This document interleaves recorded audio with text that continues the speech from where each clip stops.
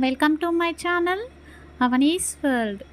శ్రీ విశ్వావసు నామ సంవత్సరం ఉత్తరాయణం శిశిర ఋతువు ఫాల్గుణ మాసం కృష్ణపక్షం ఈరోజు పంచమి అండి. ఇక మనము ఈరోజు కుటుంబంలో ప్రశాంతత లేనివారు, ఇల్లు కట్టుకోవాలనుకునేవారు, ఇంట్లో ధనం ఉన్నా కూడా ఇల్లు కట్టుకోలేకపోతున్నాము అని బాధపడేవారు, ఇంటికి దూరంగా పనిచేస్తున్నవారు, అంటే ఒక్కరోజైనా నా ఇంట్లో ఉంటే బాగుండు, నేను ఇంటికి వెళ్ళక ఎన్ని రోజులు అవుతుంది అని బాధపడుతున్న వారందరికీ కూడా ఈ నామం వర్తిస్తుంది అండి. ఆ నామమే ఓం భగవాన్ విశ్వకర్మాయ నమః. ఓం భగవాన్ విశ్వకర్మాయ నమః. ఈ నామాన్ని ఈ రోజంతా జపించడం వలన భూలాపము, గృహయోగము, సుఖము, స్థాన సుఖము ప్రాప్తిస్తాయి. ఈ నామంతో పాటుగా మీరు ఈ నామాన్ని కూడా జపించవచ్చండి. ఓం నమో భగవతే విశ్వకర్మదేవాయ నమః. ఓం నమో భగవతే విశ్వకర్మదేవాయ నమః. ఓం నమో భగవతే విశ్వకర్మదేవాయ నమః. ఈ నామాన్నైనా కూడా జపించవచ్చు. ఇక జీవితంలో కొన్నిసార్లు ఒంటరితనం అనిపిస్తుంది. ఎవరైనా మనకు తోడుంటే బాగుండు అనిపిస్తుంది. ఒంటరితనంతో అదేవిధంగా డిప్రెషన్లోకి వెళ్ళిపోతూ ఉంటారు. అలా ఉండకుండా దేనిపైనైనా దృష్టి పెట్టండి. దాన్నే మనం ప్రేమించడం మొదలు పెడితే మనం ఒంటరి వాళ్ళం కాదు అని అనిపిస్తుంది. చదువుకోవడం కానీ, లేదంటే ఏదైనా పని మీద దృష్టి పెట్టడం కానీ, లేదంటే దేవాలయానికి వెళ్ళి దేవతారాధన చేయడం వల్ల మన ఒంటరితనం అనేది పోతుంది. ఒంటరితనం మనిషికి కాదు, నిజం చెప్పాలంటే మనసు. కాబట్టి మనిషి నుండి దూరం అవ్వడం కాదు, మనసు నుండే మనకు ఒంటరితనం అనేది దూరం అవ్వాలి. దీనికి సంబంధించి చిన్న కథ అండి. ఒక ఫ్యామిలీ ఉంటుంది, కుటుంబం, జాయింట్ ఫ్యామిలీ. అందులో చిన్నవాడు ఎవరైతే ఉంటారో అతను లవ్ మ్యారేజ్ చేసుకొని వస్తారు. ఇంట్లో పేరెంట్స్కి కానీ తోబుట్టులకు కానీ ఇష్టం ఉండదు. ఇక అలా కాలం గడుస్తుండగానే ఆ అమ్మాయి గర్భవతి అవుతుంది. అందరికీ ఆమె పైన కోపం. ఇక భర్తనే తనని ప్రేమగా చూసుకోవడం, హాస్పిటల్కి తీసుకోవడం అలా వెళ్తూ ఉంటాడు. తదుపరి ఆమెకు పాప జన్మిస్తుంది. ఆ పాపను కూడా ఇంట్లో వాళ్ళు పట్టించుకోరు, ఆమెను అసలు మాట్లాడనివ్వరు కూడా. ఇక భర్త రోజు పనికి వెళ్ళి వచ్చేవాడు. ఇంకా ఆ పాప ఒంటరిగా ఉంటుందని చెప్పేసి ఒకరోజు టెడ్డీ బేర్ తీసుకొచ్చి ఇస్తాడు. ఇంకా ఆ పాప ఆ టెడ్డీ బేర్తోనే తన కష్ట సుఖాలను పంచుకొని తనతోనే ఆ ఒంటరితనాన్ని పోగొట్టుకుంటుంది. ఇక వాళ్ళ అమ్మ ఏదో ఒక పని చేస్తూ ఉంటుంది. ఇక వాళ్ళ నాన్న అడుగుతాడు, ఎందుకమ్మా ఇన్ని సంవత్సరాల నుండి నువ్వు ఈ టెడ్డీ బేర్ను నీతో ఉంచుకున్నాము, దీన్ని వదిలేయి, నేను నీకు కొత్తది కొనిపెడతాను అంటే అప్పుడు ఆ పాప చెప్తుంది, ఇన్ని రోజుల నుంచి నా మనసులోని బాధ, కష్టాలు ప్రతిదీ కూడా నేను దీంతో పంచుకున్నాను నాన్న. ఈ టెడ్డీ బేర్ను నేను వద్దనుకుంటే నన్ను నేను వద్దనుకున్నట్టే అని చెప్పేసి చెప్తుంది.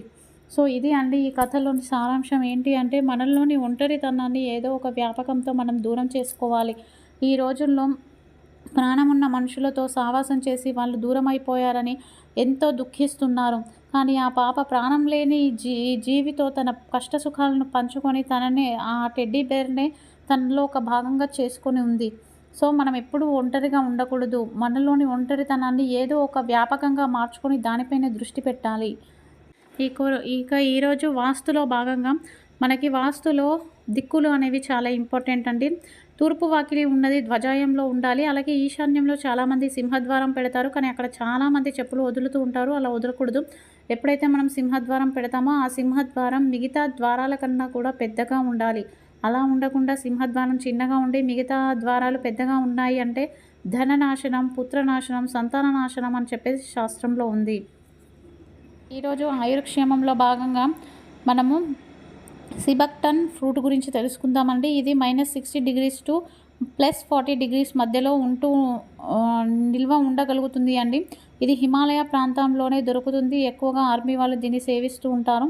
ఇందులో ఉన్న స్పెషాలిటీస్ ఏంటంటే ఇందులో omega-3, 4, 5, 7, విటమిన్ సి, అలాగే విటమిన్ ఏ, విటమిన్ బి ఇలా మల్టీ విటమిన్స్ ఉండడం దీని యొక్క రేర్ లక్షణం అన్నమాట.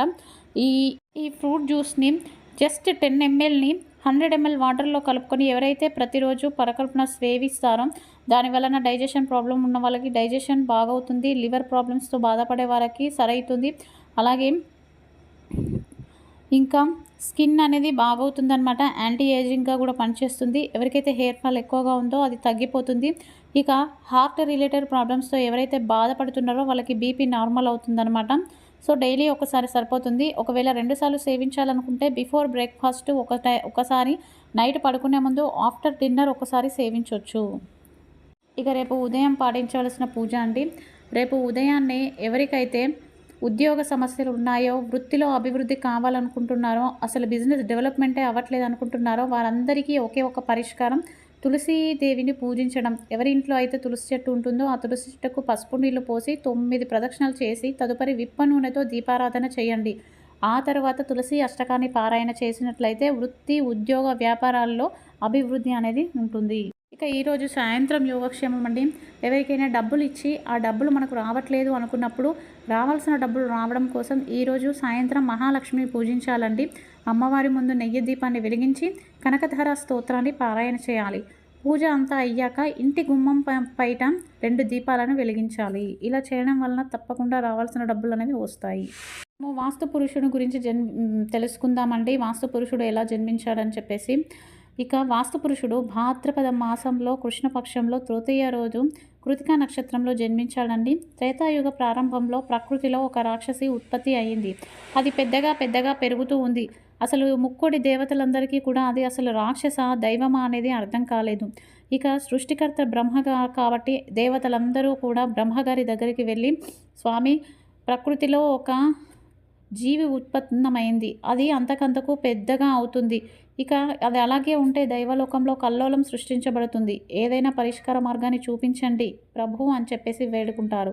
అప్పుడు బ్రహ్మదేవుడు, మీరు ఆ రాక్షసి పైన యుద్ధం చేయండి, యుద్ధం చేసి దాని తలను భూమిపైనకి తోసేయండి అని చెప్తారు.